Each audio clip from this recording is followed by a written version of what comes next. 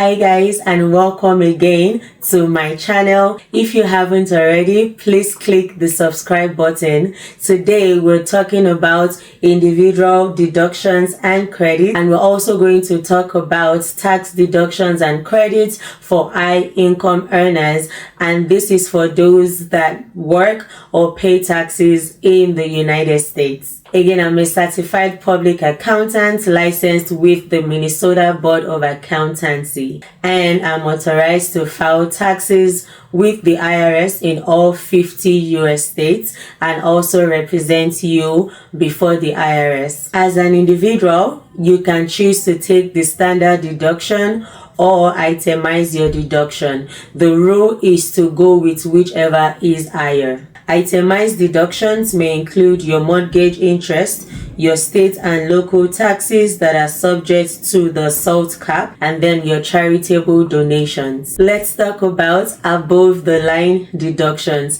These are deductions that reduce your income even if you do not itemize. They include your traditional IRA contributions, your HSA, so your health savings account contributions, your student loan interest, your self-employed health insurance premiums. Next one is one that a lot of people do not know that can actually be deducted, and this is your medical and education deduction, most especially the medical deduction. Medical expenses may be deductible if they exceed a certain percentage of your income. This will include out-of-pocket medical, dental costs, cost of transportation to the hospital. This deduction doesn't include your medical premium that is taken from your paycheck, but if you're paying premiums after tax, then there's a chance that that is also deductible.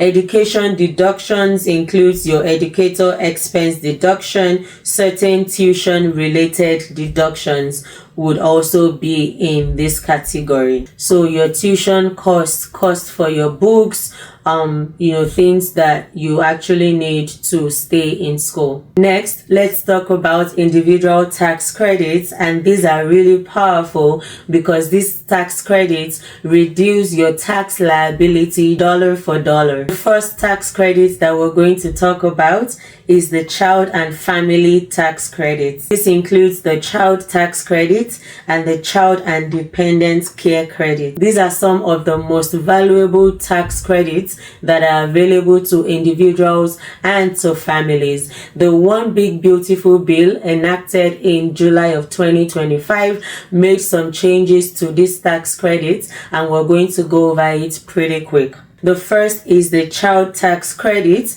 The maximum credit was permanently increased to $2,200 per qualifying child starting in tax year 2025, which is up from the previous $2,000. This child tax credit will be adjusted for inflation starting from 2026, and then the phase-out threshold of $200,000 for single filers and $400,000 for joint filers were also made permanent. Also, the $500 non-refundable credit for non-child dependents, so older children or your parents, was also made permanent. Also, the adoption credit, which will allow taxpayers to receive up to $5,000, was made partially refundable. And what I mean by partially refundable just means that even if you have no tax liability,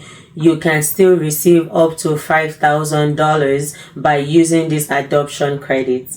The total amount of this adoption credit for 2025 is around $17,280. Let's talk about other changes that the One Big Beautiful Bill made to individual tax deductions before we go back to the credits. First, let's talk about the state and local tax deduction, which in short is called SALT.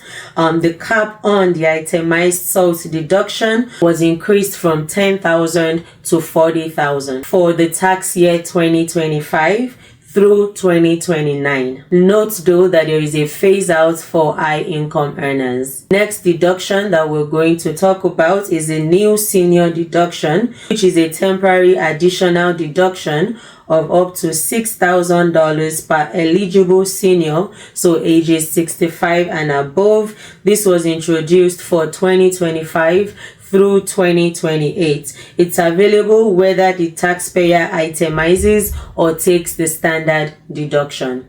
Next is the standard deduction. The increased standard deduction amounts from the 2017 Tax Cuts and Jobs Act were made permanent, and then it was slightly increased for 2025 to $15,750 if you're single and $23,625 if you're filing as head of household, and then finally $31,500 if you're married filing jointly. Now let's talk about the repeal of energy credits. Several clean energy credits from the Inflation Reduction Act were repealed, including those for new and used electric vehicles. This is for electric vehicles bought after September 30, 2025. Also, it repealed the residential clean energy improvements. These are improvements done after December 31st, 2025. Next is no tax on tips and overtime deductions. The One Big Beautiful Bill created temporary deductions, so from 2025 through 2028, these deductions were created for up to $25,000 of tip income and up to $12,500 of qualified overtime pay. And these are subject to income limits. The last One Big Beautiful Bill update that we're going to talk about is the New Child Savings Account, which is an act established for children born between 2025 and 2028. It's going to include a one-time government contribution of $1,000, and it will allow up to $5,000 in annual contribution. So when filing your taxes, these are the other credits that you should ask your CPA or your ERO. The first is earned income tax credits, which is for low to moderate income earners.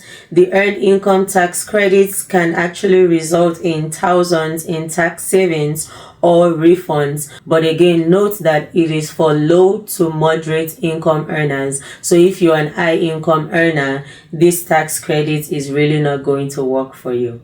The next one is education credit. So this is the American Opportunity Tax Credit. This tax credit is usually for undergraduates, so your first 4 years of college. The next one is lifetime learning credit, which would usually come into play after your first 4 years of college. And these education credits would apply to qualified education expenses. The next credits to ask about is retirement and energy credits. This includes savers credits for retirement contributions. It includes residential clean energy credits, and it includes electric vehicle credits. So remember how I said the One Big Beautiful Bill repealed a lot of these credits, but you would also notice that there was, a time frame attached to this repeal. Let's talk about that energy credit again. So for new and used electric vehicles, it's any electric vehicle that you bought after September 30, 2025. So if you bought an electric vehicle before September 30, 2025, you're still able to take these credits. The second one that I wanted to also mention again is the residential clean energy improvements. So if you made this improvement before December 31st, 2025, you're still able to take that credit. The last credit that I have for individuals is the health insurance premium tax credit. If you purchase health insurance through the marketplace, you may qualify for a premium tax credit. Lastly, let's talk about some common tax mistakes made by businesses or individuals.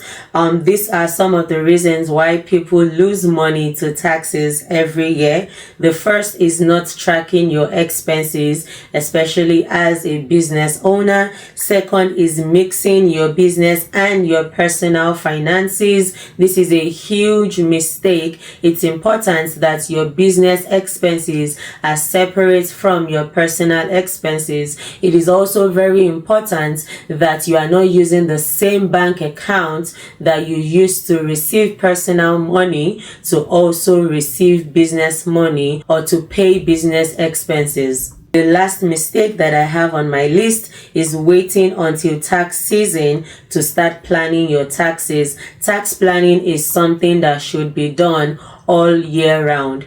If you do not already have a CPA that will be filing your business or your personal taxes this year, if you're looking to start planning for your 2026 business taxes, my CPA firm is looking to add a few number of new individual and business tax clients. I'm going to leave our information in the comments. Feel free to call us or send an email and we would be happy to onboard you. Taxes aren't just about filling out forms, they are about strategy. If you're a business owner, a freelancer, an individual that pays taxes, or a high-income individual, proactively planning your taxes can actually save you a lot of money.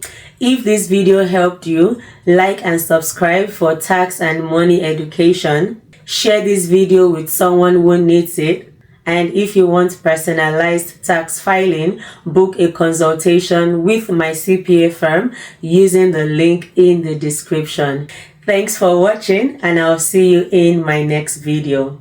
Thank you.